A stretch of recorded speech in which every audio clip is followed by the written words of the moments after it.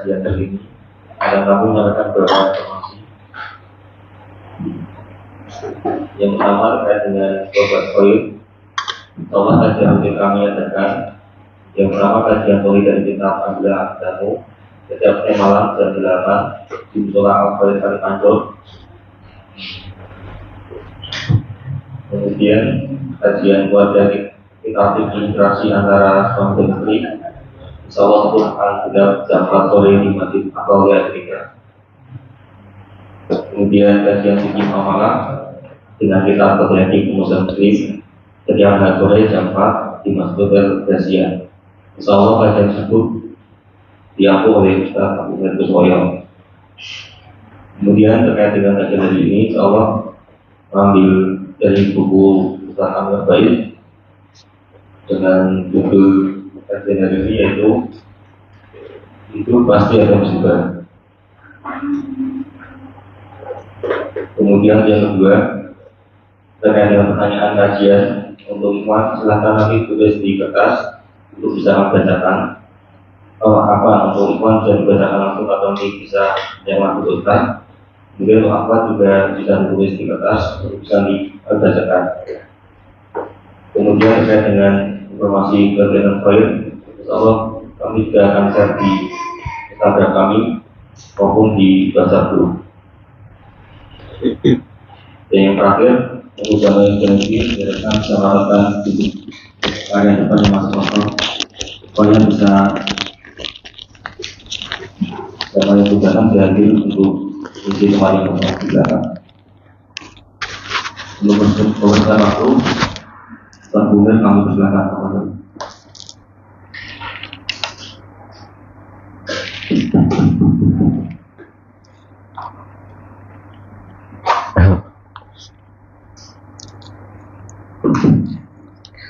Bismillahirrahmanirrahim. Assalamualaikum warahmatullahi wabarakatuh.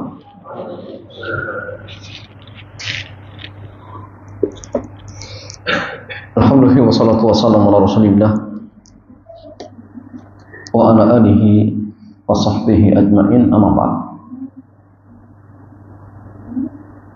Ikhwan wa akhwati fillah, alhamdulillah di kesempatan sore yang mulia ini Allahumma dikumpulkan kita di majlis yang sangat mulia ini, yaitu majlis thalabul ilmi. Dan sore hari ini jamaah kita masih pada kitab Kode Etik Pengusaha Muslim,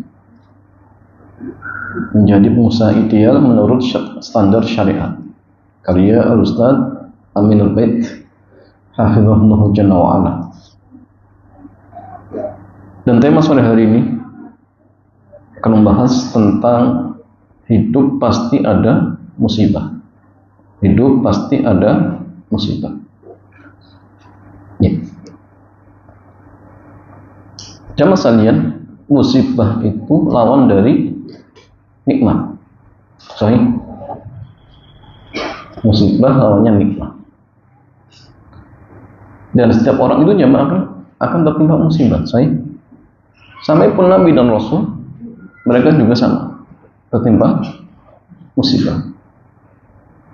Jadi pertanyaan jamaah, apakah setiap musibah pasti itu azab? Belum tentu. Karena memang diantara fungsi dari musibah itu ada dua macam. Yang pertama jamaah, ada kalanya musibah itu azab.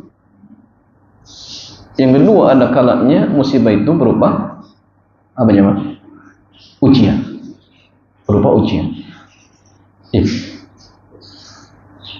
Maka kapan kita mengetahui suatu musibah itu dianggap azab dan kapan kita mengetahui suatu musibah itu dianggap apa namanya ujian jemaah?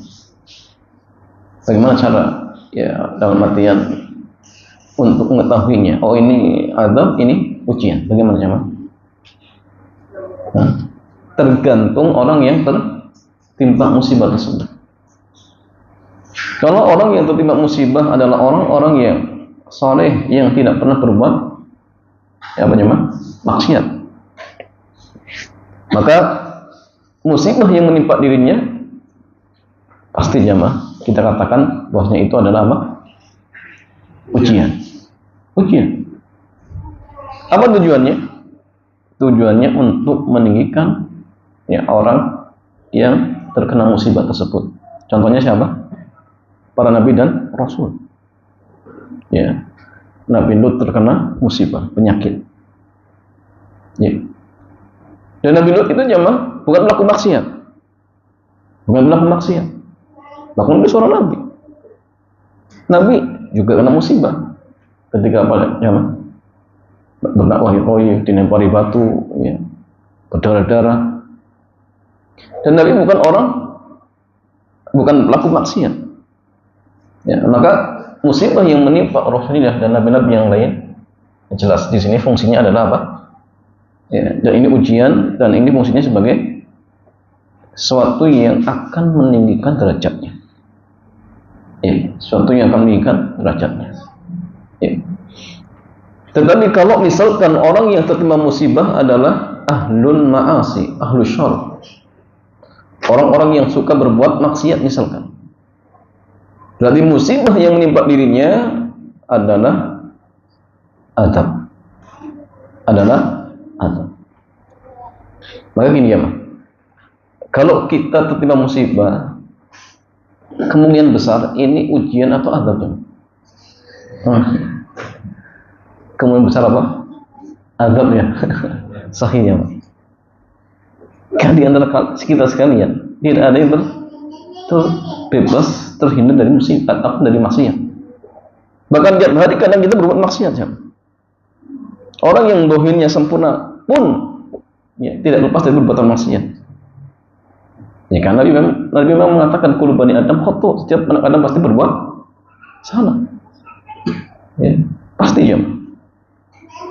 Tetapi gini jemaah, apakah setiap azab itu pasti buruk bagi pelakunya? Kapan ya? Kembali kepada hadis Nabi. Dia mengatakan ajaban di amrin mu'min inna amrahu kullahu khair. Sungguh ajaib urusan seorang mukmin. Semuanya baik. Walaysa dzaka li ahadin illa lil mu'min, dan semua itu tidaklah didapatkan kecuali bagi seorang mukmin. Kuncinya cuma dua. In asabathu sarra syakara fakana khairan lahu. Jika dia mendapatkan nikmat dia bersyukur, maka itu baik baginya.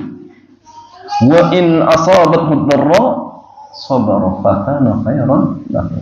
Dan jika sebaliknya dia tertimpa musibah, maka dia bersabar, maka itu pun baik baginya. Jadi gini, kalau misalkan kita tertimpa musibah, kemudian besar ini azab, maka azab ini jamaah akan berubah menjadi kebaikan ketika kita bersabar. Saya ini ajaban li al-mu'min. Kalau kita sabar, kan di antara fungsi azab itu apa jamaah? Salah satunya untuk menghapuskan dosa yang pernah kita lakukan, agar misal nanti di alam barzah dosa itu sudah terhapus. Kalaupun masih tersisa di alam barzah diadab lagi sampai nanti di akhirat sudah bersih.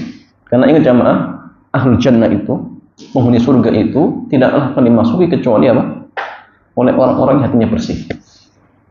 Jadi kalau di dalam hati kita masih ada titik hitam, maka harus dibersihkan dulu. Dan tempat untuk membersihkannya di mana jemaah? 3 tempat. Di alam dunia, barzah, dan kelak di akhirat, di neraka. Di dunia bagaimana? Dimakan azab oleh Allah, dimakan musibah. Bahkan duri yang kita injak pun jamaah sama. Fungsinya apa? Untuk menghapuskan dosa. Untuk menghapuskan dosa.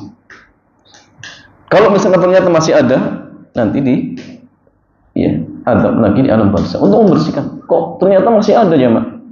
Nanti di neraka. Nah, sehingga kalau misalkan kita ingat ya, agar sebelum masuk ke alam barzah hati kita sudah bersih, maka caranya bagaimana? Bertobat. Karena dengan bertobat itu jemaah semua dihapus. Bahkan yang mengatakan at-taibu kaman la dzambana. Orang yang bertobat itu seperti orang yang tidak punya dosa. Soalnya ada pelaku maksiat, misalkan dia pernah membunuh 1000 orang, dia taubat, dihapus, selesai. Oh, Ustaz, bagaimana dengan orang ini bunuh? Ini beda lagi kaitannya, ini hak Adam. Dengan Allah dihapus ya. Yang pernah berzina misalkan bertobat kepada Allah dihapus saja. Tapi kalau tidak bertobat ya tunggu saja nanti dalam barzah atau nanti di akhirat. Ya. Nah, sehingga jamaah ikhwan wa akhwati fillah, musibah yang menimpa seorang sekali lagi tidak mesti menunjukkan ya keburukan, tidak mesti. Ya. Makanya gini, tugas kita itu harus husnudzon, berbaik sangka kepada Allah. Katakan di antara kita sekalian, kalau misalkan sedikit saja tertimpa musibah, akhirnya mencela.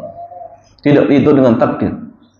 Misalkan, baru sedikit saja, ya. Akhirnya ibadahnya malas. Ya. Karena selama ini dia hijrah niatnya apa? Niatnya biar kondisi jemaah? Dunianya berubah, ternyata nggak berubah jemaah. Akhirnya kembali lagi. Jangan. Kita hijrah itu jemaah tujuannya apa? Tujuannya untuk mendapatkan pahala, bukan dunia. Maka jangan sampai salah. Nah, sebagian orang itu kadang seperti itu jemaah. Dia tinggalkan misalkan dulu bekerja di tempat yang haram, sekarang bekerja di tempat yang halal. Akhirnya apa? Kondisi ekonominya memburuk. Ya. Sehingga dia nggak tahan, akhirnya kembali lagi. Nah, ini dari awal mungkin keliru. Niatnya bukan karena Allah, ini jadi masalah jemaah. Ya. Sehingga ikhwan wa akhwati fillah, penulis kitab mengatakan tidak ada hidup tanpa musibah, baik musibah fisik maupun musibah batin.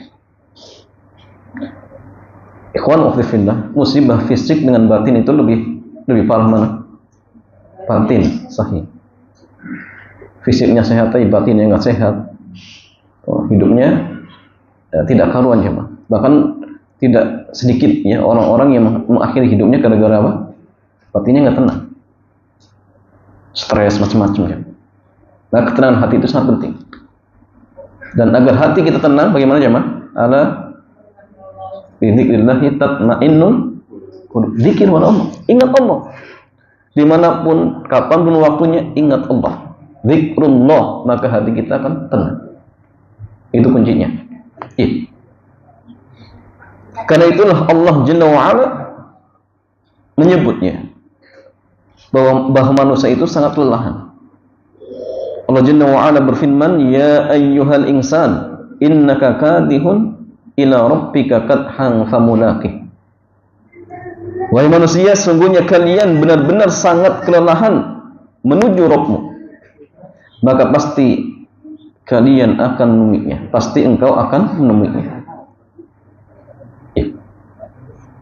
Jadi jangan ya, karena kita hidup di dunia, ya pasti akan mendapatkan apa? Banyak musibah, ujian. Adanya berbagai musibah lahir batin membuat mereka sangat kelelahan. Di antara tujuan besar kaum muslimin diberi musibah adalah agar mereka tidak terlalu betah dengan dunia. Jadi ketika antum dikasih musibah itu biar kita nggak betah. Karena kalau orang diberikan hidup yang serba nyaman, akhirnya apa jemaah? Dia betah. Karena betah ini apa? Dia menganggap dirinya seolah-olah kan hidup selama-lamanya. Seperti contohnya apa? Korun, ya. Itu bahaya jemaah. Jadi kalau antum dikasih sakit, tujuannya apa? Agar antum ingat, oh ternyata kematian itu dekat. Kullu nafsin dha'iqatul maut. Aina ma takunu yudrikumul maut wa la kuntum fi burujin musyayyadah. Di setiap jiwa itu pasti akan mati dimanapun kalian berada. Ya, kematian itu akan mendatangi kalian. Walaupun kalian bersembunyi di dalam benteng yang sangat kokoh, pasti jam. Dan jadi di antara fungsi musibah itu agar kita tidak betah hidup di dunia. Sehingga mereka melupakan akhirat. Karena kalau sudah betah dengan dunia, ini lupa dengan akhirat. Sampai pun di kuburan dia masih membanggakan dunianya. Ya. hatta zurtumul maqabir. Ya. Di zaman kita pun banyak ya, di kuburan ya masih selfie, ya macam-macam. Bukan mengingat Allah, bukan mengingat kematian, tetapi mana selfie, ingat dunia. Nah, ini yang terjadi sekarang ya, Mas. Al-Imam Al-Hasan Al-Basri beliau pernah mengingatkan, inna dunya daru dhabnin wa laysa bidari iqamah. Wa innama unzila Adam alaihi salam ilaiha uqubah. Kata Imam Al-Hasan Al-Basri beliau mengatakan, sungguhnya dunia adalah negeri tempat singgah, bukan tempat untuk menetap. Dan sungguhnya Adam alaihi salam diturunkan ke dunia sebagai hukuman. Ya, Pak. Jadi Adam itu diturunkan ke dunia itu bukan apa? Bukan nikmat, itu apa? Hukuman. Ustaz, berarti kita lagi dihukum semuanya, Mas. Kita emang lagi diuji, jemaah, diuji. Ya. Apakah nanti kita dalam artian akan kembali ke surga atau tidak? Itu tergantung kita sendiri, jemaah. Tergantung kita sendiri. Untuk itulah ujian yang Allah berikan kepada umat manusia bertingkat-tingkat sesuai kadar imannya. Ujian terbesar Allah berikan kepada para nabi dan orang-orang saleh sesuai tingkat kesolehannya. Saat bin Abi Waqqas, beliau pernah bertanya, ya Rasulullah, siapakah manusia yang paling besar ujiannya? Maka beliau menjawab, al-anbiya'u thumma al-amthalu fal-amthalu yubtal 'abdu ala hasabi dinihi. Maka dia menjawab, ya, yang paling besar ujiannya adalah para nabi, kemudian manusia di bawahnya, lalu di bawahnya, ya, dan manusia diberi ujian sesuai tingkatan agamanya. Nah, sehingga jemaah semakin kuat keimanan kita, kesolehan kita, maka ujian itu semakin kuat. Ya. Jadi orang-orang yang mengatakan saya beriman itu jemaah, ya, bukan berarti kemudian dia tidak akan diuji jemaah. Kita akan diuji dengan diri kita sendiri, dengan istri, anak, ya, orang tua, tetangga, macam-macam. Itu ujian. Ya. Adanya musibah akan menguji manusia. Siapa di antara mereka yang mau beribadah dalam semua keadaan? Apakah kita ibadahnya ketika pas tanggal muda, pas tanggal tua enggak ibadah lagi misalkan, atau sebaliknya? Ya. Ini akan dilihat. Oh, ini orang-orang ibadahnya kalau pas lagi enak-enaknya saja. Kalau pas lagi sempit tidak misalkan. Ya. Jadi akan ketahuan jemaah. Tidak hanya pilih-pilih kondisi, hanya beribadah ketika rezeki lagi lancar, badan sedang sehat, ya. Hanya mau sholat jika punya duit dan seterusnya, ya. Dan ini jemaah contoh praktek ibadahnya orang-orang munafik. Jadi orang munafik itu ya ibadahnya kalau kiranya menguntungkan dirinya, kalau tidak ya tidak mau. Itu orang-orang munafik jemaah. Ustaz, kalau saya sambil kajian kemudian sambil jualan, ini termasuk tidak? Insya Allah tidak, ya. Kita hanya istilahnya hanya sekedar aja, ya. Kalau munafik beda. Memang mereka sengaja, ya. Dalam artian agama itu sebagai main-main saja, ya, sebagai kedok saja. Itu orang-orang munafik. Ya. Dalam Al-Quran Allah menciptakan model manusia yang hanya mau masuk Islam dan membela Islam ketika Islam itu menguntungkan bagi hidupnya. Allah sebut orang semacam ini, ya, ia sedang beribadah di pinggiran.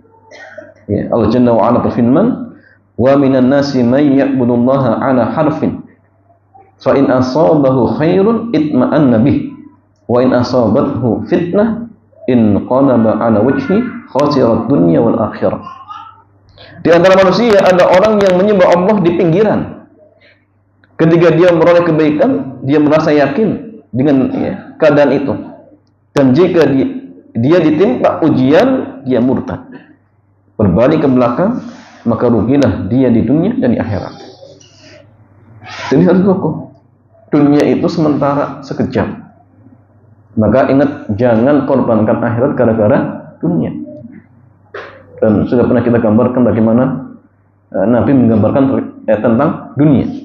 Tidak jauh lebih berharga daripada seekor bangkai kambing, jemaah. Itu dunia. Ya. Banyak orang yang hanya mau sholat ketika rezekinya lancar, sementara ketika dia punya masalah, dia tinggalkan sholat dan jauh dari syariat. Ya. Masih banyak orang yang berpikir hijrah, bertaubat, menggeluti ekonomi syariah akan menyelesaikan semua beban utang dan masalah hartanya.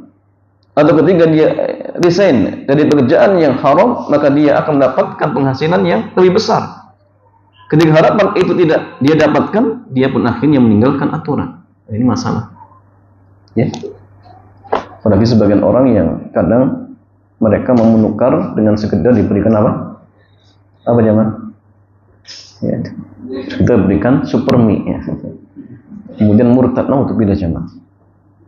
Ya, jadi soal agama itu harganya murah. Ya.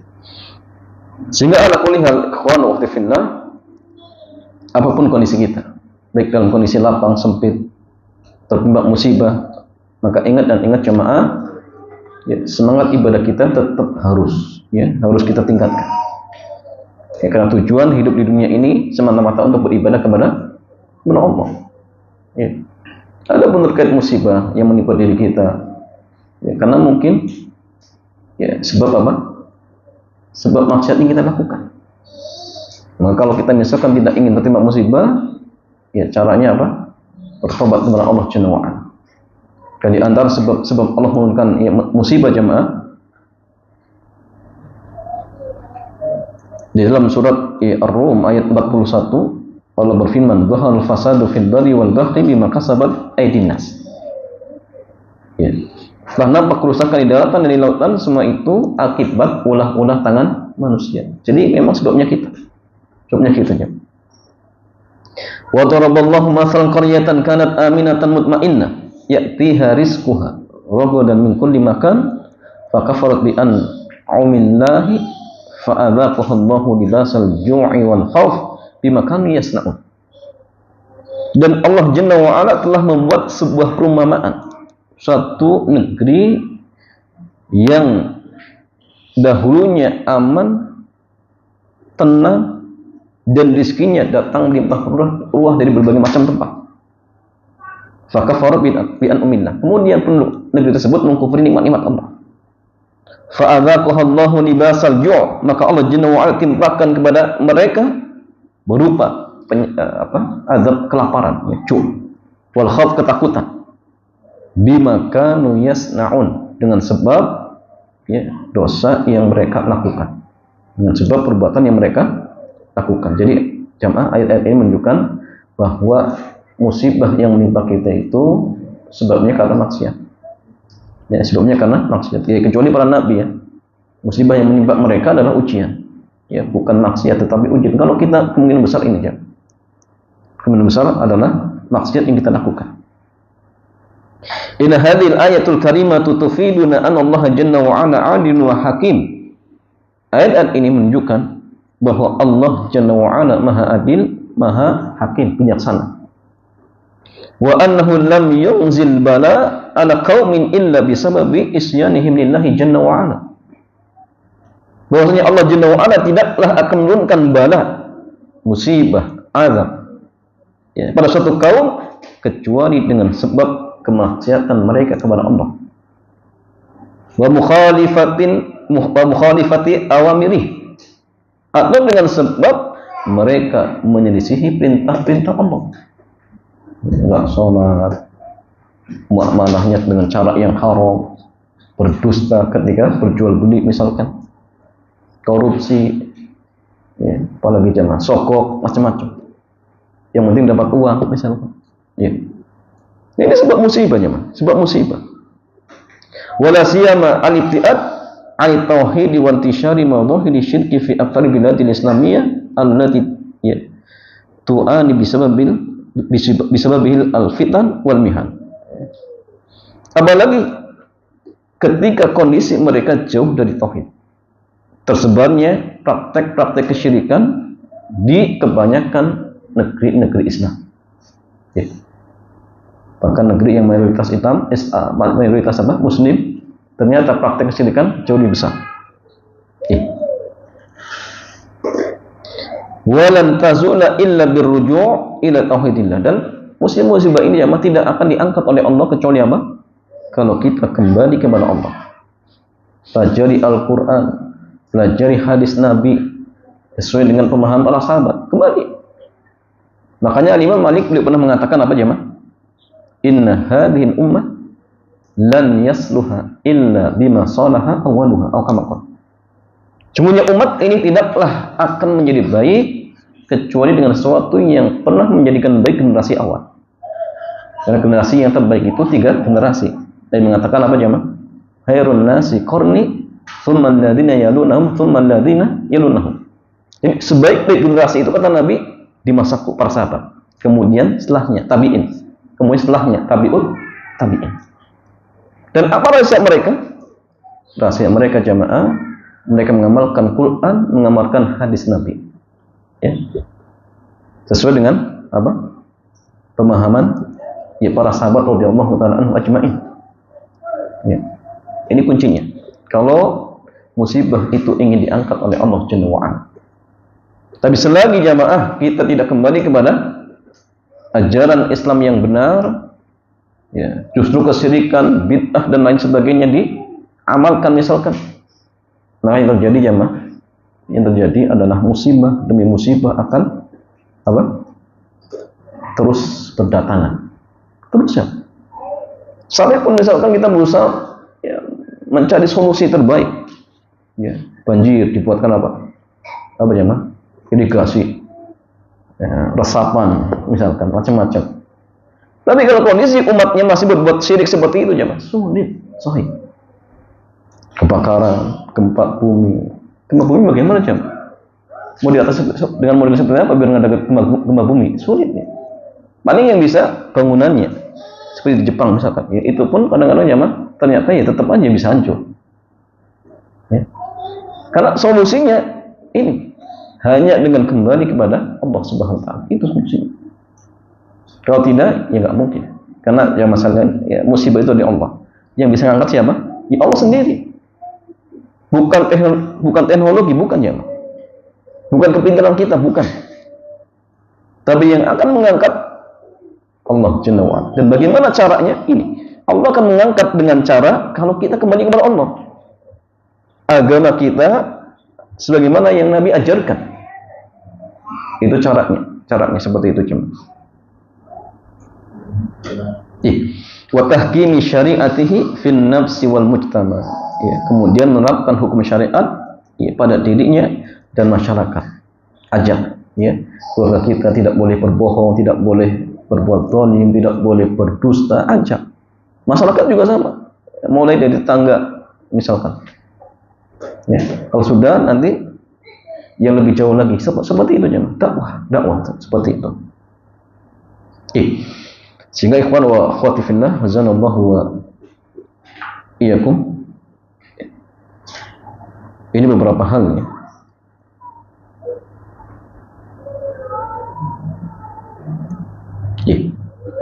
Sehingga ala kulli hal kita berdoa kepada Allah Jalla wa ala, mudah-mudahan kita sekalian ya dijadikan sebagai hamba-hamba Allah yang senantiasa mendekatkan dirinya kepada Allah Jalla wa'ala, dan mudah-mudahan kita jadikan sebagai hamba-hamba Allah yang ketika misalkan tertimpa musibah kita bersabar.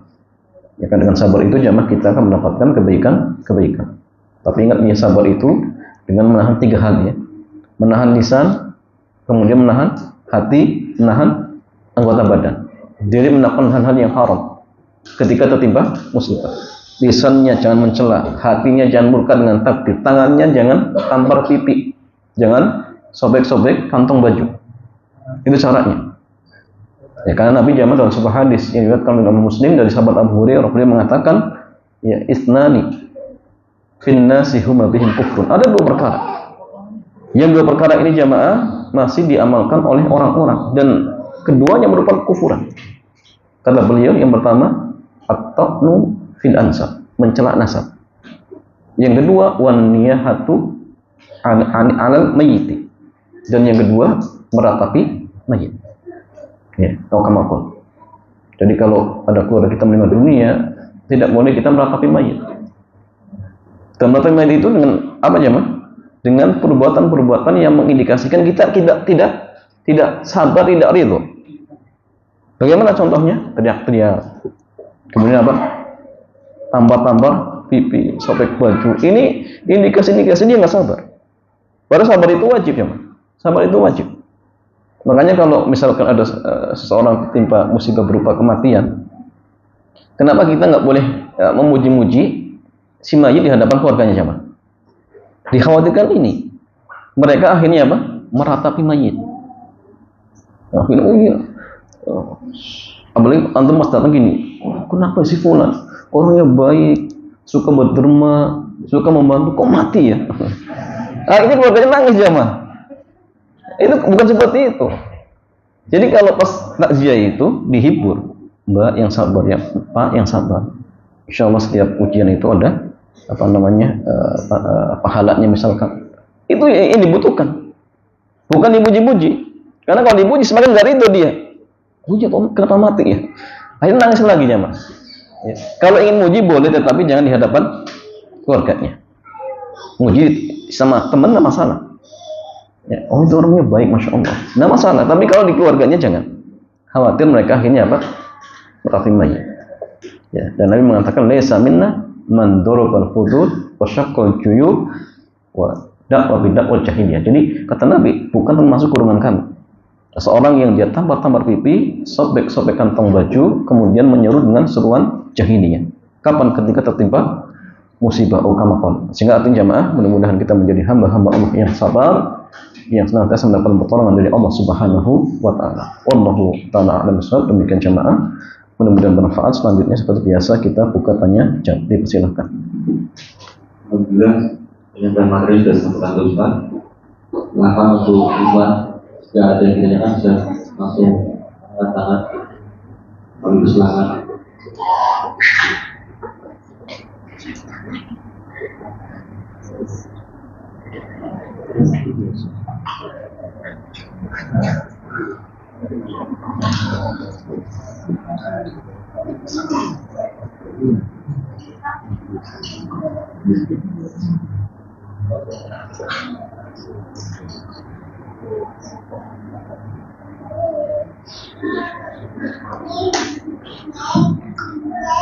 Ya, fadhal. Assalamualaikum warahmatullahi wabarakatuh. Waalaikumsalam warahmatullahi wabarakatuh. Nah, pertanyaan sebelum pertanyaan yang lain, kemarin saya juga pernah pembahasan mengenai nah, fadhal. soal saya tanyakan di rumah. Pertama mungkin saya adalah SM. Oh, nah. Jadi saya berpikiran untuk belajar hijrah ke Mekah atau Yaman. Karena di Indonesia kita mengetahui bahwa hanya ibadah dan ibadah sulit. Ini pertama yang saya tanyakan, bagaimana caranya saya menghindari atau menolak hal-hal yang berbau manusia, biasanya golongan atau yang berbau Syubhat. Padahal itu yang lazim atau sudah kalangan umumnya, tanpa harus ada timbul perselisihan atau mungkin yang saya alami adalah nanti di sidang penelitian riset atau studi ada kisah dari Nabi atau kisah dari Nabi yang bisa Ya. Waalaikumsalam warahmatullahi wabarakatuh. Berarti mungkin saya singkat pertanyaannya mungkin gini. Bagaimana cara menolak ketika kita diajak untuk berbuat maksiat mungkin gitu ya. Dan menolak dengan apa namanya cara yang tidak sampai membuat munculnya lebih besar mungkin gitu ya. Atau tidak menyinggung mereka lah, intinya seperti itu. Ya. Gini Mas Alian, kita seorang muslim itu punya prinsip. Apa prinsipnya jemaah?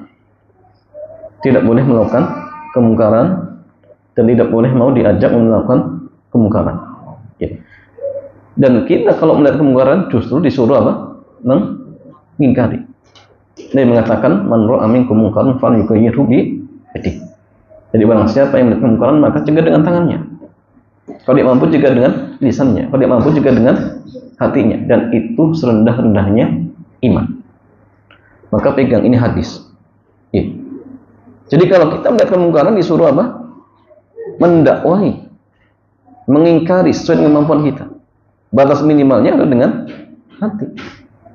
Nah ini jemaah bukan, ini masalahnya bukan mengingkari, malah diajak. Ya. Antum diajak, ayo berbuat zina, ayo. Mau tidak jemaah? Ya. Ini diajak berbuat zina ini. Atau diajak, Pak, ayo hari ini anak punya target ini, mau membunuh tetangga anak. Antum membantu apa ini? Diajak jemaah. Apa kita kemudian, oh bentar ya, anak musyawarah dulu dengan istri saya, mau tidak? Pasti antum punya sikap. Kenapa? Nggak mau, ini perbuatan dosa besar. Nggak mau, ini maksiat, dilarang oleh Allah dan Rasulnya. Maka prinsip ini harus tegak. Kalau kita diajak berbuat maksiat, ingat kita itu ada ikatan dengan Allah. Ya, seorang muslim itu, ingat jamaah, ya, dia terikat dengan Allah Subhanahu wa taala. Tidak boleh kita ya berani melanggar larangan Allah Jalla wa ala. Ya. Kalau misalkan kok dalam artian bimbang, kalau misalkan nggak mau menerima ajakannya, nggak enak dengan atasan, tidak enak dengan rekan kerjanya misalkan, maka masukkan dalam diri kita jamaah, ingatkan dengan hadis Nabi. Apa jamaah? Salasun man kunna fihinna wajada halawatan iman. Ada tiga perkara yang dimana ketiga perkara ini ada pada diri kita jamaah, kita mendapatkan lezatnya iman. Ya. Salah satunya an yakunallahu wa rasuluhu ahabba ilaihi mimma siwahu. Allah dan Rasulnya lebih dia cintai. Jadi Allah dan Rasulnya dijadikan nomor satu. Bukan apa? Atasannya, bukan tetangganya, bukan orang tuanya, bukan jemaah. Jangankan atasan kita, jangankan rekan bisnis kita, rekan kerja kita, orang tua ngajak kita untuk berbuat maksiat, nggak boleh taat. La ta'ata li makhluqin fi maksiatil khaliq. Tidak ada ketaatan kepada makhluk ketika bermaksiat kepada Allah, nggak boleh jemaah. Ya. Kita pun begini, kalau kita lebih ya, mendahulukan ridho manusia, ingat ya, dan supaya dikatakan barang siapa yang ya, mencari ridho manusia kemudian diabaikan Allah Subhanahu wa taala, maka jamaah ya, Allah akan berlepas diri darinya, dan Allah akan menjadikan orang-orang yang mungkin awalnya kelihatannya apa? Ridho, tapi lama-kelamaan Allah akan menjadikan mereka benci kepada diri kita. Tapi sebaliknya, barang siapa yang dia mendahulukan ridho Allah, yang awalnya mungkin orang-orang benci kepada dirinya, maka Allah Jalla wa ala lama-kelamaan akan menjadikan orang tersebut akan cinta kepada dirinya. Sahih. Jadi kalau memang ini perbuatan haram, diajak berbuat maksiat, tetap kita punya prinsip satu, jangan mau. Kalau bisa ingkari. Kalau nggak bisa, misalkan ya sudah, ada cara yang disebut para ulama kita dengan istilah mudaroh. Mudaroh jemaah. Mudaroh itu menghindari maksiat dengan mengorbankan dunia. Jadi menghindari maksiat dengan mengorbankan dunia. Contohnya gini, antum di lingkungan komplek diajak acara bid'ah. Ya. Gara-gara diajak acara bid'ah, kemudian akhirnya antum sampaikan, Pak, mohon maaf, malam ini saya ada rencana ingin pergi, misalkan ke teman, atau mungkin ingin belanja misalkan. Tadinya nggak ada rencana, tapi gara-gara diajak akhirnya dia katakan apa? Mohon maaf, saya ada rencana untuk, sudah ada ini misalkan. Tapi setelah itu dia harus pergi, korban apa? Korbankan uang demi apa? Menjaga agamanya. Jadi setelah ngomong seperti itu, jangan akhirnya nggak pergi. Ini bohong ya, tetap dia pergi. Walaupun awalnya tadi tidak ada rencana seperti itu. Ini boleh, tidak masalah. Tapi kalau mudahana itu nggak boleh. Mudahana itu gini jamaah. Antum ingin mengingkari kemungkaran, tapi dengan ikut terjun itu nggak boleh.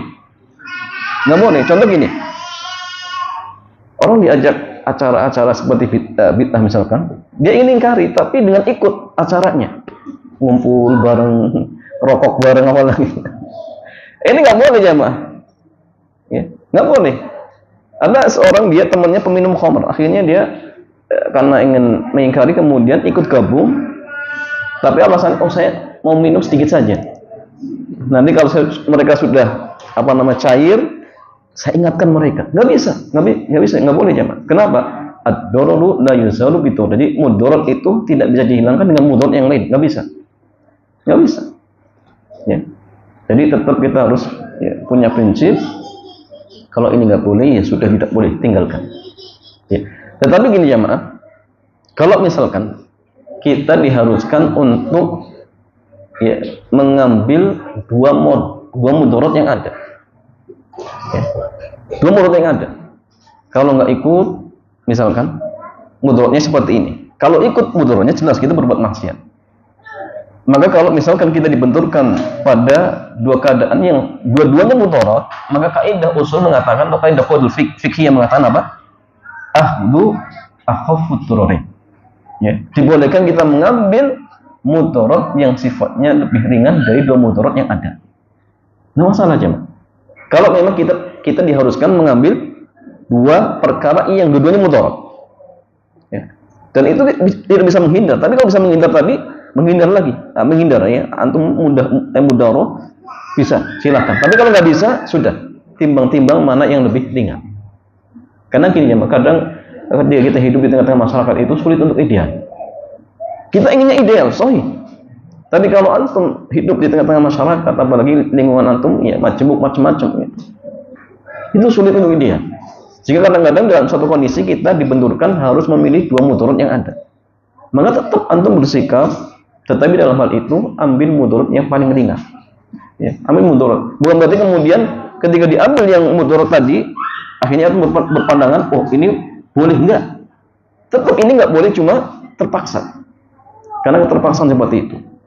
Nah, sehingga kalau tadi diajak misalkan oleh teman-teman kerjanya seperti itu berbuat maksiat, tetap kita tidak boleh ikut, tapi tetap disampaikan ya. Ingkari. Kalau nggak bisa dengan tangan ya lisan ya. Kalau lisan pun sulit ya sudah nanti dengan hati, tapi mungkin lisan bisa. Kalau nggak bisa dijelaskan ya sudah antum kirim artikel, kirim video-video yang menjelaskan tentang hukum-hukum yang dalam artian ya tidak dibolehkan, yang dimana mereka menganggap hal yang wajar. Apalagi kita di lingkungan seperti itu ya, sokok menyokok, korupsi ya, berbohong, laporan palsu, nah itu hal-hal yang wajar. Nah, kita kadang-kadang sudah tahu akhirnya apa ya, hati kita itu nggak tenang. Kalau antum masih nggak tenang hatinya, berarti itu ada keimanan. Tapi kalau tidak ada kegalauan, bahkan mungkin malah diem, oh itu masalah ya. Berarti kalau selama ini ada kegalauan, berarti memang indikasinya ada keimanan, dan iman itu tidak ribut dengan seperti itu jemaah. Nah, sehingga ya, kalau bisa diingkari, kalau nggak bisa ya sudah ya, ingkari dengan paling minimal seperti itu. Tapi tetap tidak boleh kita ikut ke sana kecuali kalau memang kita dibenturkan dengan dua permasalahan yang memang harus kita ngambil salah satunya, maka ambil yang paling ringan mudaratnya seperti itu ya. Wallahu ta'ala a'lam bishawab. Ya. Ada lagi? Cukup? Ada lagi? Yang ini. Oh ya, nanti setelah itu boleh.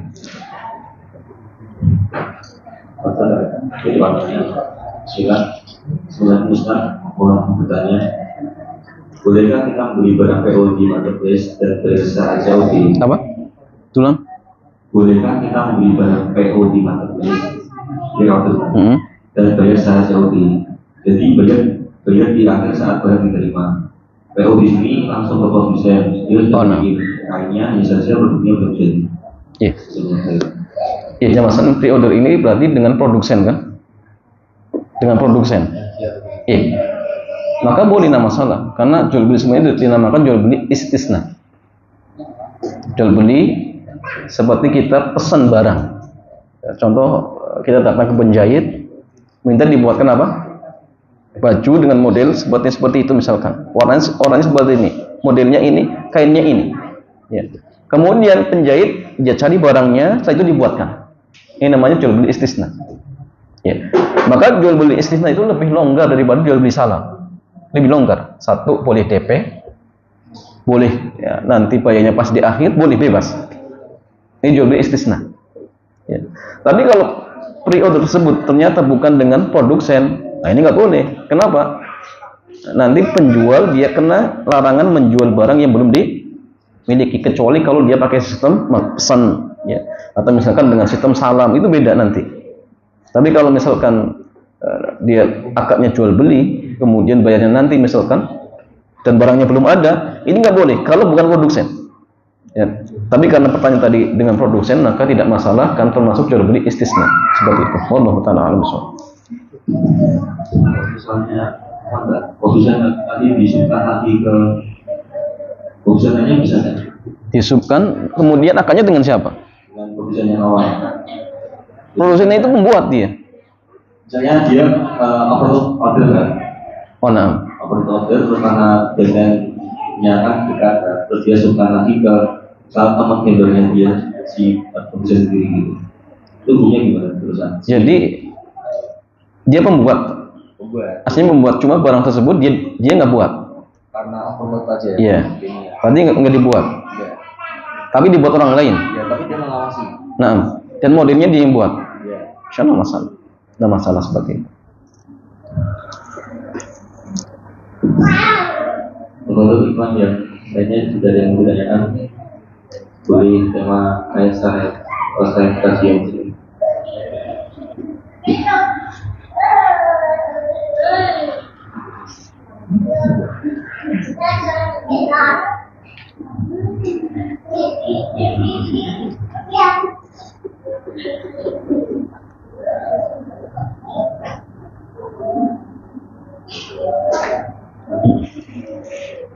Cukup, banyak sudah pada jelas insyaallah.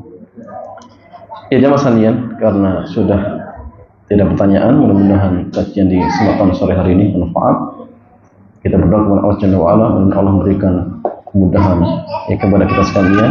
Dan kita berdoa kepada Allah Jalla wa'ala, mudah-mudahan Allah menjadikan anak-anak kita menjadi anak-anak yang saleh dan salihah, yang berbakti kepada kedua orang tuanya. Dan kita berdoa kepada Allah Jalla wa'ala, mudah-mudahan amal saleh kita jangan kelak menjadi sebab yang akan memudahkan kita masuk ke dalam surga. Demikian, mudah-mudahan bermanfaat. Kita tutup. Ya, subhanakallahumma bihamdik, asyhadu an la ilaha illa anta, astaghfiruka wa atubu ilaik. Assalamualaikum warahmatullahi wabarakatuh.